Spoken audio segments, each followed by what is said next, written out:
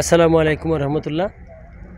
আমি উপস্থিত সবাইকে জানাচ্ছি শুভেচ্ছা, ধন্যবাদ এবং যারা দেখছেন সকলের উদ্দেশ্যে আমার একটি কথা। আমি ইউনিয়ন চেয়ারম্যান। আমি এখানে একটা অনাকাঙ্ক্ষিত ঘটনা ঘটেছে শুনেছি এবং এলাকাবাসী এখানে একত্রিত হয়েছিলেন। আমিও আসছি, তাদের কথা শুনেছি। শোনার পর আমরা চেষ্টা করেছি, অপরপক্ষের বাড়িতে আমরা গিয়েছি। যাওয়ার পর ওনারা একটু আমাদেরকে সময় চেয়েছেন, ওনাদের রোগী মেডিকেলে ভর্তি। আমরা জবাবে তাদের কাছ থেকে আসছি এবং আসার পর আমরা একথাই বলছি যে আগামী দিন যেন আমরা আরও এলাকার গুণীজন মুরব্বিয়ান সব যেন আমরা একত্রিত বসে একটা সুপরামর্শ নিয়ে একটা সমাধানের জন্য কাজ করে যেতে পারি। এবং সেই কথা দিয়েই আজকে আমার কথা এখানে শেষ করছি। সকলের কাছে আমরা দোয়া চাচ্ছি যেন আল্লাহ রব্বুল আলামিন আমাদেরকে তৌফিক দান করেন, এলাকাকে সুন্দরভাবে যেন আমরা মীমাংসা করে দিতে পারি। এবং যে ঘটনাটা, সেই ঘটনাটা অনেকভাবে আমি জেনেছি, ফেসবুকে অনেকভাবে লেখালেখি হয়েছে। আমরা যেটা জেনেছি যে এখানে একটা টাকা লেনদেনের ব্যাপারে মুরব্বীরা গিয়েছিলেন, ভুল বুঝাবুঝি নিয়ে একটি হট্টগোল হয়ে গেছে। যেটাই হয়ে গেছে সেটা আমরা বিচার কার্যের মাধ্যমেও আমরা চাইব আমাদের সকলকে নিয়ে যেন আমরা একটা ন্যায় ইনসাফ বিচার করতে পারি এবং সবাইকে যেন আমরা সান্ত্বনা দান করতে পারি। এবং আমি চাইব যে বা যারা যেখান থেকে দেখছেন সবাই যেন আমাদেরকে সহযোগিতা করেন, পরামর্শ দিয়ে, বুদ্ধি দিয়ে যে এলাকাকে আমরা শান্তি রেখে সুন্দর একটা সমাজ আমরা গঠন করতে পারি। যে ভুল করেছে সে ভুল যেন শুধরাতে পারি এবং আমাদের জনগণের জন্য সবার জন্য দোয়া রইল। আসসালামু আলাইকুম রহমতুল্লাহ। গতকালকে যে ঘটনাটাই ঘটছে, এই ঘটনার টাকা লেনদেন গঠিত চক্রান্ত ব্যাপার ছিল। টাকা লেনদেন নিয়া মই মুরব্বীর মাধ্যমে সেখানে এটা অনাকাঙ্ক্ষিত ঘটনা ঘটে গেছে।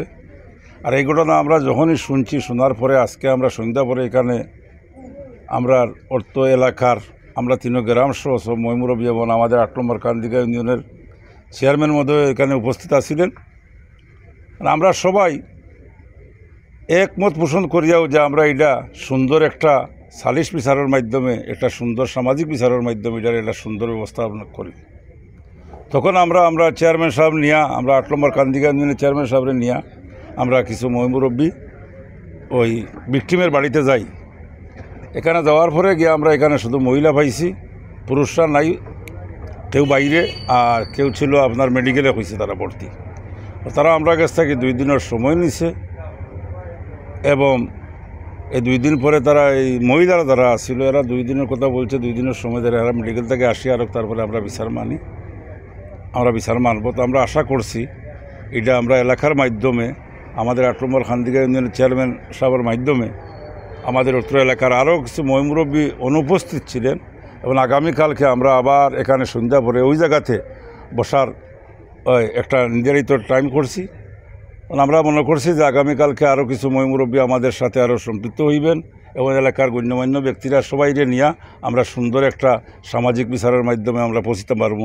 আল্লাহ যেন আমরা সহায়ক হোক।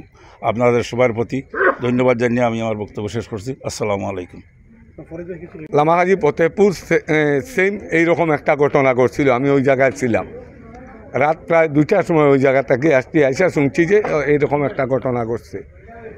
তো জানছি যে এলাকার গ্রামের 40 ব্যক্তি সকল রাত্রেও ওই জায়গায় গেছে যে অন্তত 40-এর মাধ্যমে বিষয়টা নিষ্পত্তি করবার লাগি, সুযোগ দেওয়ার লাগি। কিন্তু কালকেও সুযোগ হয় নাই।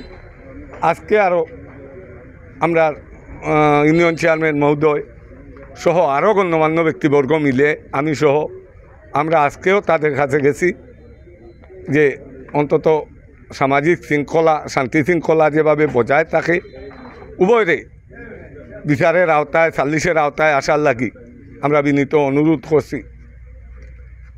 প্রায় 2 থেকে 2.5 ঘন্টা ওই জায়গায় বসে আমরা কাটিয়েছি। কিন্তু সত্যিকার অর্থে সিলেটে 40 ব্যবস্থার যে নিয়ম, যে কানুন, আমরা এইরকম কোনো পর্যায়ে পৌঁছাতে পারি নাই। তখন আমরা উভয়কেই, তাদেরকেও বলেছি যে এলাকার শান্তি শৃঙ্খলা যাতে কোনোভাবে বিনষ্ট না হয়। এখানেও আইয়া আমরা এদেরকেও বলছি যে শান্তি শৃঙ্খলা এবং ধৈর্য ধারণ করবার লাগি। আশা করি আজ হয় নাই কালকে হবে, কালকে হয় না পরশু হবে, তবে এলাকার শান্তি কোনোভাবেই যেন বিনষ্ট না হয় এবং আইনের প্রতি যেন উভয়ে শ্রদ্ধা রাখে। আইন পরিপন্থী কোনো কাজে কেউ যেন লিপ্ত না হয়, আমরা এই অনুরোধ উভয়কে আপনাদের সম্মুখেই জানিয়েছি। আশা করি তারা ধৈর্য ধারণ করবেন এবং আইনের প্রতি শ্রদ্ধাশীল হয়ে এলাকার শান্তি শৃঙ্খলা বজায় রাখবে। আসসালামু আলাইকুম। ধন্যবাদ।